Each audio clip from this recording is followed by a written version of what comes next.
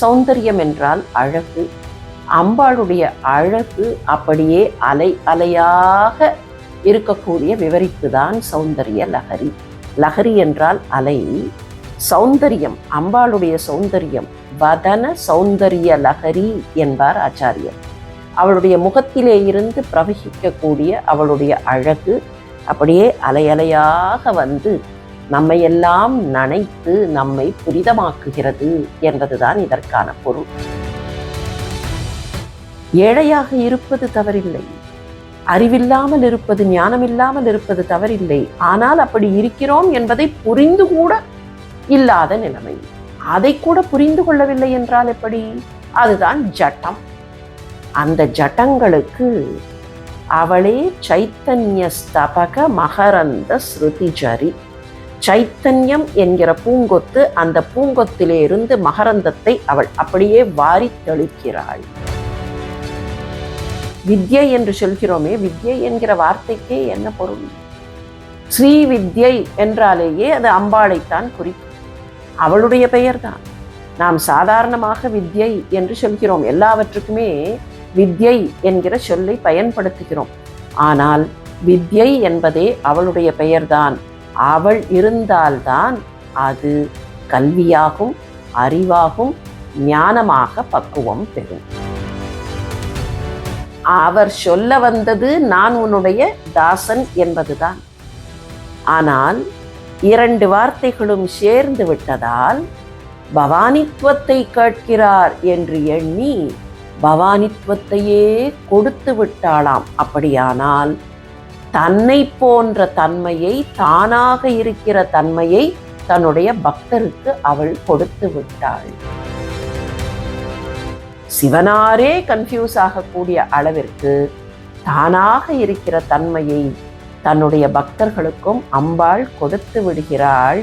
பவானித்துவம் கேட்கிறார் என்று நினைத்து வார்த்தையை தவறாக சொன்னால் கூட அதற்கு அம்பாள் அருள் செய்கிறாள். ஒரு குழந்தை தன்னுடைய மழலையில் திக்கி திக்கி பேசினால் கூட தாய் அதற்கு புது புது அர்த்தங்களை கொடுப்பாளே, அப்படித்தான் அம்பாளும் தன்னுடைய பக்தர்களின் சொற்களுக்கு புது புது அர்த்தங்களை கொடுத்து விடுகிறார்.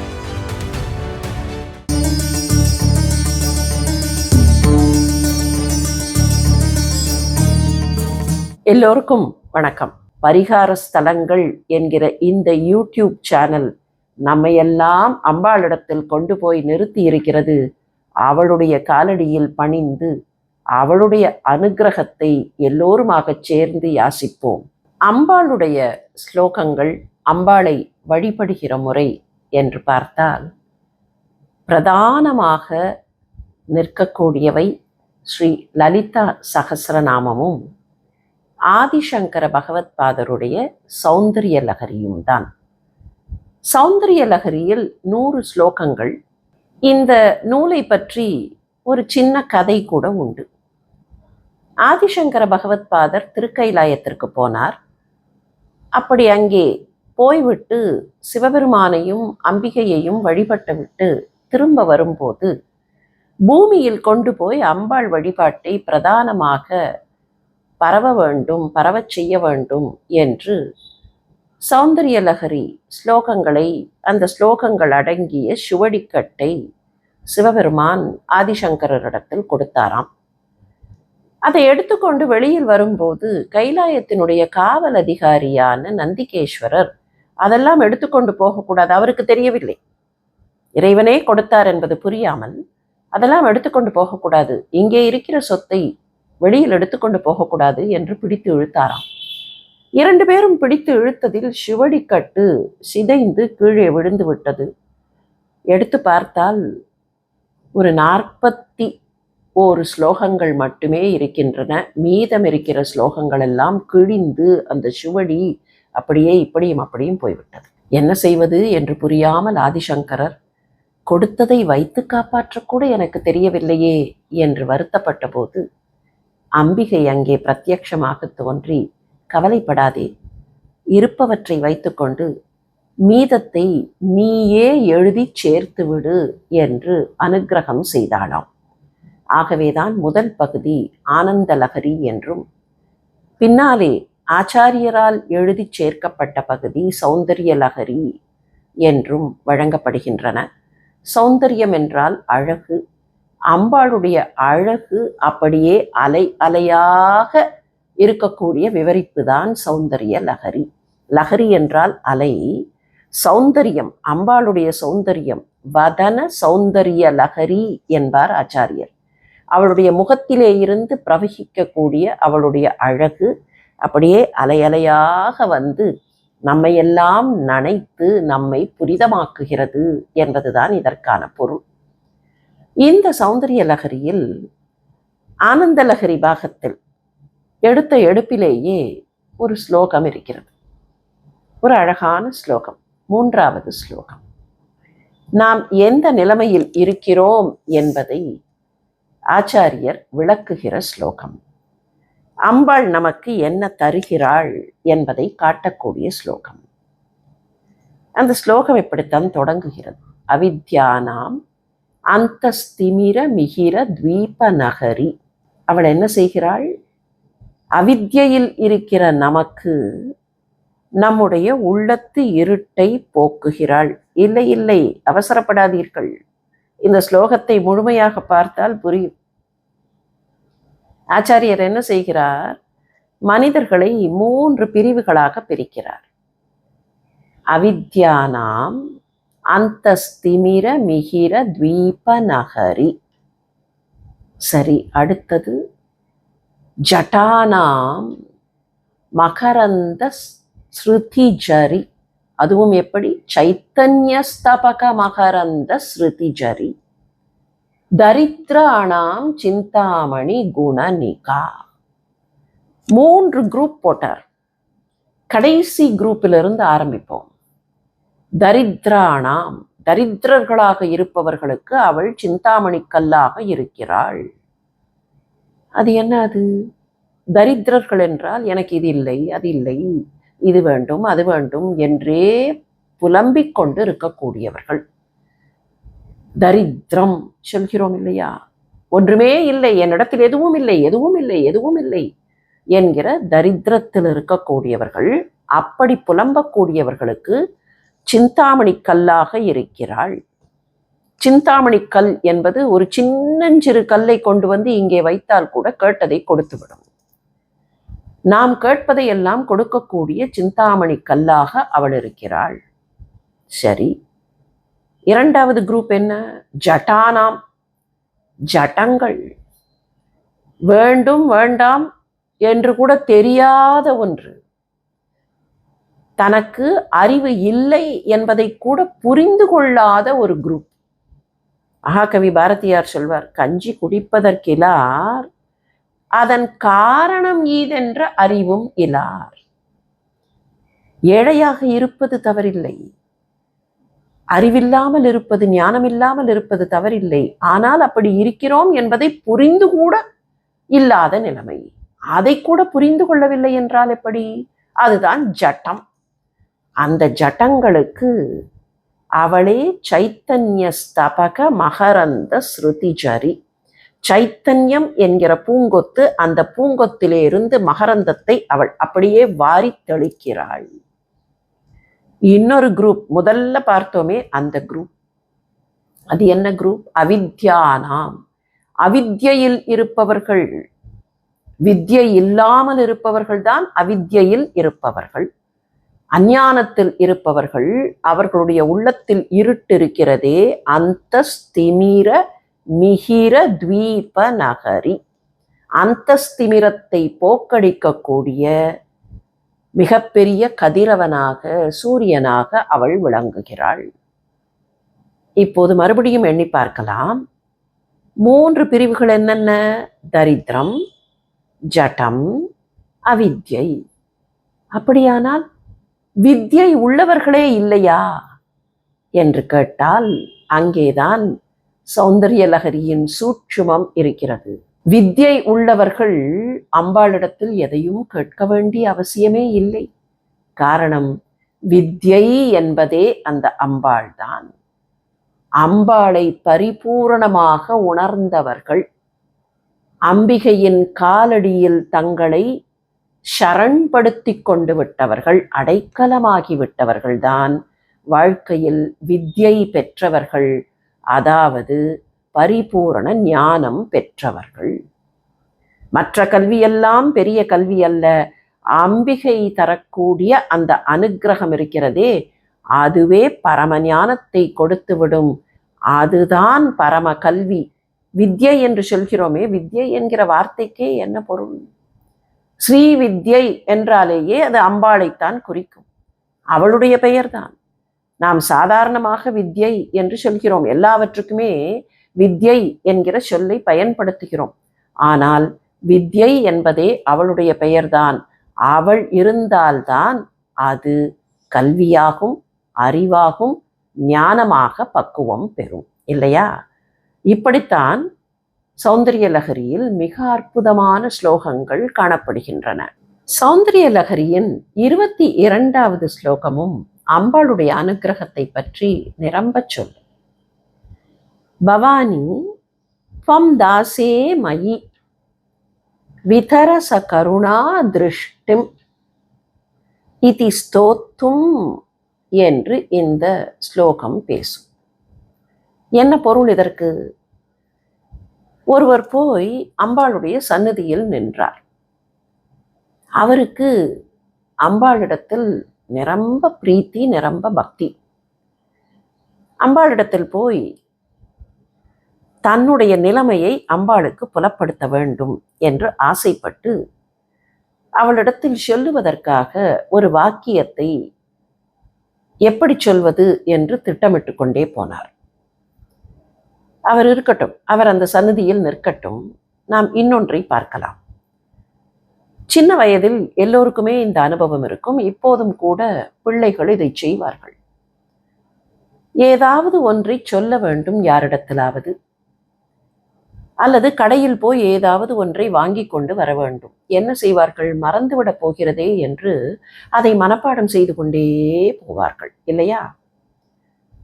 மனப்பாடம் செய்து கொண்டே போகும்போது சில நேரங்களில் வார்த்தை போய்விடப் போகிறதே, மறந்துவிடப் போகிறோமே என்கிற பதற்றம் வரும்.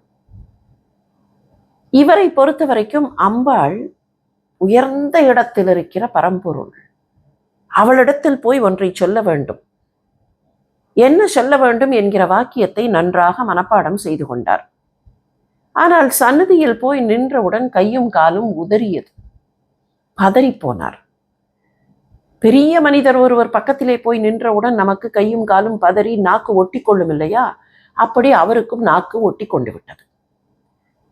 என்ன சொல்ல வேண்டுமோ அதை சொல்வதற்கு தயங்கி தயங்கி, தடுமாறி தடுமாறி, முழுமையாக சொல்லாமல் திக்கி திக்கி சொன்னார்.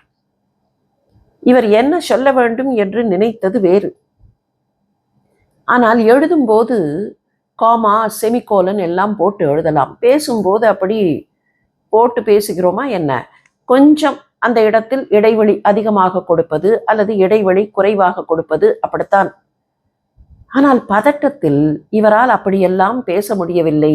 அங்கே போய் என்ன சொன்னார்? பவானி துவம், பவானி துவம் தாசே என்றார். இவர் திட்டம் போட்டிருந்த வரி இதுதான். பவானி துவம் தாசே மயி. பவானி தேவியே, அம்பாளுக்கு பவானி என்று பெயர்.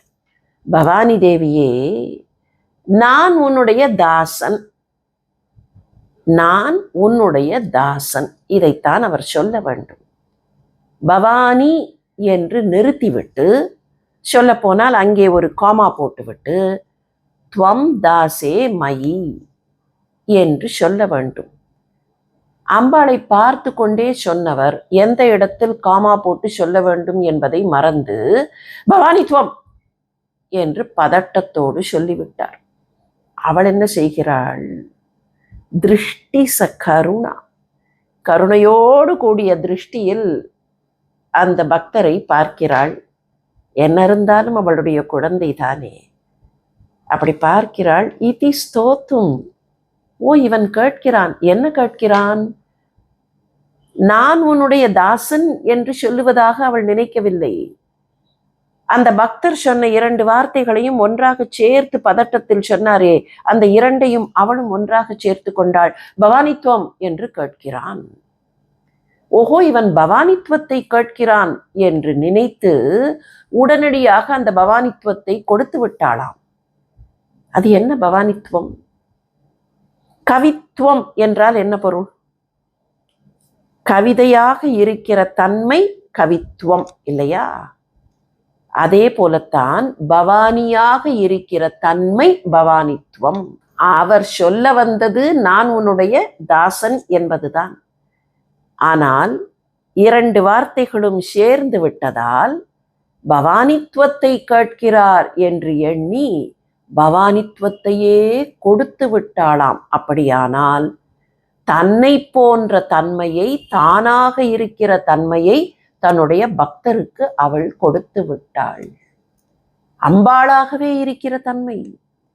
சில பக்தர்களை பார்க்கும்போது சொல்கிறோம் இல்லையா, அப்படியே பார்க்கும்போது அம்பாள் கடாட்சம் இல்லை, அம்பாளை மாதிரியே இருக்கு. அப்படியே பார்க்கும்போது சிவப்பழமாக தெரிகிறார் என்று சொல்கிறோமே, அதுபோல அம்பாளாகவே இருக்கிற தன்மையை அவள் தன்னுடைய பக்தருக்கு கொடுத்து விட்டாள்.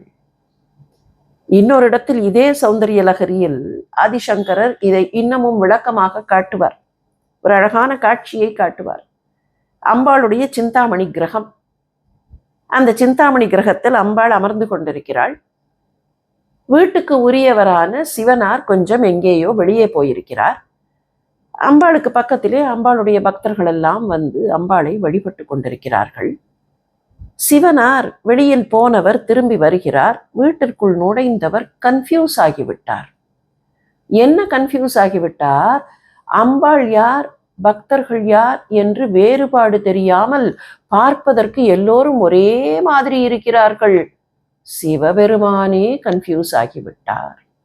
அப்படியானால் பாருங்கள், சிவனாரே கன்ஃபியூஸ் ஆகக்கூடிய அளவிற்கு தானாக இருக்கிற தன்மையை தன்னுடைய பக்தர்களுக்கும் அம்பாள் கொடுத்து விடுகிறாள்.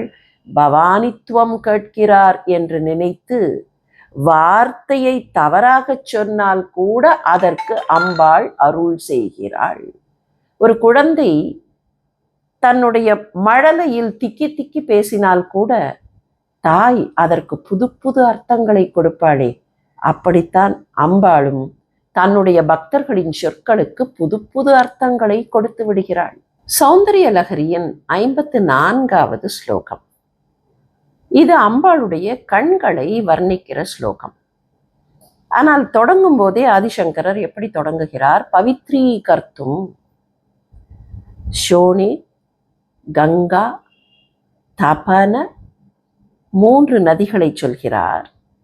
ஷோண கங்கா தபன திரயாணாம் அமும் பவித்ரீகர்த்தும் என்றார்.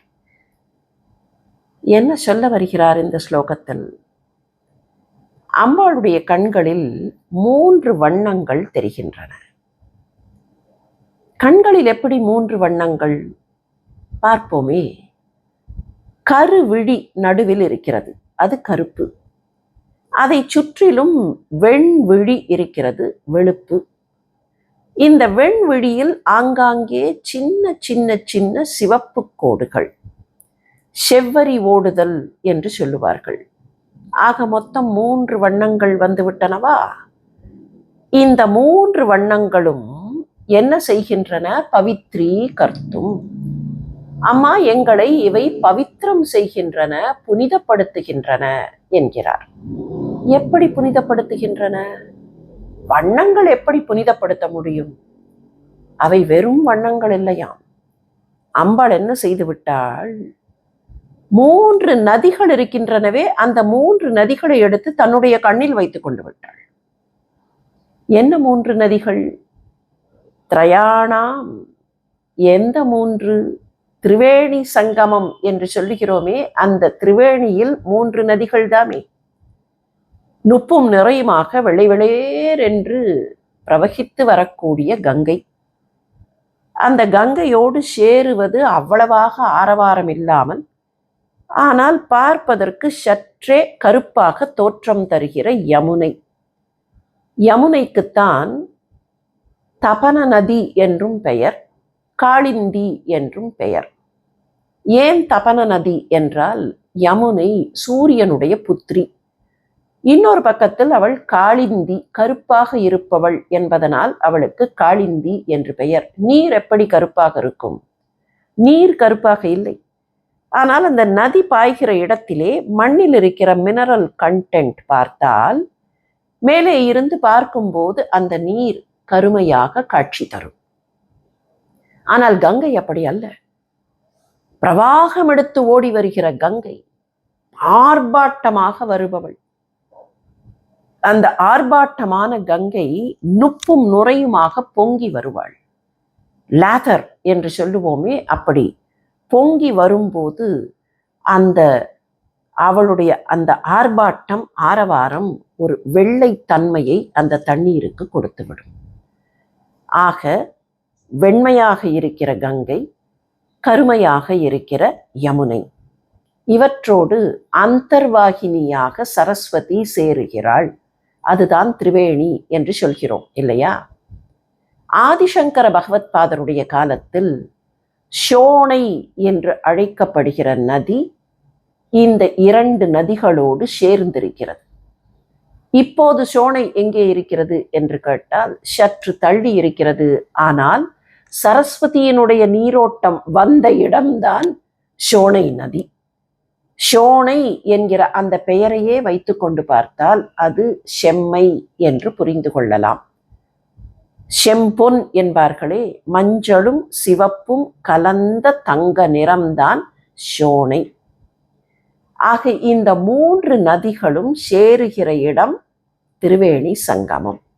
எதற்காக திரிவேணிக்கு போகிறோம்? திரிவேணியில் போய் மூழ்கிவிட்டு வந்தால் நம்முடைய பாவங்கள் தொலைந்துவிடும் இல்லையா? நம்முடைய பாவங்கள் எல்லாம் போவதற்கு என்ன செய்ய வேண்டும்? மூன்று நதிகளும் சங்கமிக்கிற திரிவேணிக்கு போய் மூழ்க வேண்டும். ஆதிசங்கரருக்கு நம்மை பற்றி தெரிகிறது. இல்லை இல்லை, அம்பாளை பற்றியும் தெரிகிறது. அம்பாள் நம்மை பற்றி எப்படி எடை போட்டு வைத்திருக்கிறாள் என்பதும் தெரிகிறது. மொத்தத்தில் அம்பாளுக்கு நம்மை பற்றி தெரிகிறது. தாய்க்கு தெரியாமல் இருக்குமா பிள்ளையினுடைய தன்மை? நாம் என்ன செய்வோமாம்? திரிவேணிக்கு போக வேண்டும், பாவத்தை தொலைக்க வேண்டும். ஆனால் அவ்வளவு சுலபத்தில் போய்விடுவோமா என்ன?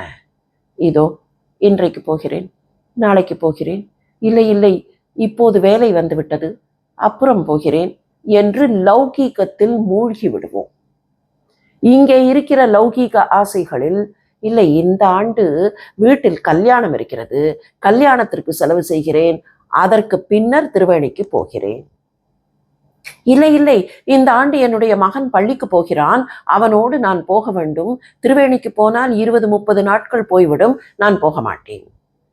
இப்படி ஏதோ ஒன்று இங்கே இருக்கிற இந்த உலகியல் ஆசைகளில் விழுந்து திருவேணிக்கு போவதை தவிர்த்து விடுவோம் அல்லது தள்ளி போட்டு விடுவோம். அம்பாள் பார்க்கிறாள், இவர்களாக வரமாட்டார்கள். ஒரு குழந்தை சாப்பிடவில்லை என்று வைத்துக் கொள்வோம்.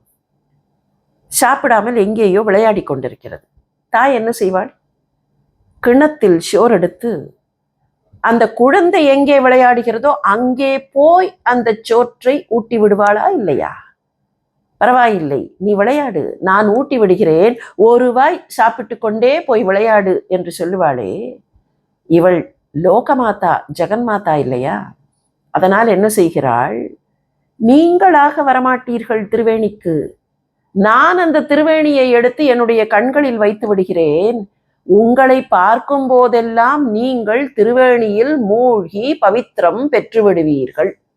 எப்படி பாருங்கள், அம்பாள் பார்க்கும்போது, அப்போது கூட நாம் செய்கிற செயல் இல்லை, அவள் நம்மை பார்க்கும் போதெல்லாம் அம்பாளுடைய கண்களில் இருக்கிற அந்த திரிவேணியின் வழியாக நமக்கு பவித்திரத்தை தந்து விடுகிறாள். திரயாணாம் பவித்ரீ கர்த்தும். அம்பாள் எப்படி நமக்கு அருள் தருகிறாள் என்பதை அம்பாள் மாத்திரம் அல்ல, ஆதிசங்கரரும் நமக்கு வெகு சிறப்பாக காட்டுகிறார் இல்லையா? இப்படி நமக்கு வேண்டியதை கொடுத்து நாம் தவறிழைக்கும் போதெல்லாம் கூடவே நின்று நம்மை திருத்தி சரியான பாதையில் நம்மை நடக்கச் செய்து, ஒருவேளை அவசரத்திலும் பதற்றத்திலும் என்ன சொல்ல வேண்டும் என்று தெரியாமல் நாம் தடுமாறினால் கூட அந்த தடுமாற்றத்தையும் நல்ல சொல்லாக எடுத்துக்கொண்டு நாம் உளறுவதை கூட அவளுக்கான மந்திரமாக ஏற்றுக்கொண்டு நமக்கு அருள் வழங்குவதற்காக அம்பிகை கண்களிலேயே திரிவேணியை வைத்து கொண்டிருக்கிறாள். அவள் கண்களில் திரிவேணி என்ன, அவளே என்ன? முதலில் அதைத்தானே பார்த்தோம். சிந்தாமணி குணநிகா. அவளே சிந்தாமணி கல்லாக நாம் கேட்பதையெல்லாம், நல்ல வழியில் கேட்பதையெல்லாம் கொடுப்பதற்கு காத்திருக்கிறாள். நாம் செய்ய வேண்டியது ஒன்றே ஒன்றுதான். அவளுடைய திருவடிகளில் பணிந்து, அம்மா உன்னுடைய அருளை கொடு என்று கேட்பதுதான் நாம் செய்ய வேண்டிய கடமை. செய்யலாமா? வாருங்களேன். பரிகார ஸ்தலங்கள் என்கிற இந்த யூடியூப் சேனல் நம்மையெல்லாம் அம்பாளிடத்தில் கொண்டு போய் நிறுத்தி இருக்கிறது. அவளுடைய காலடியில் பணிந்து அவளுடைய அனுக்கிரகத்தை எல்லோருமாக சேர்ந்து யாசிப்போம்.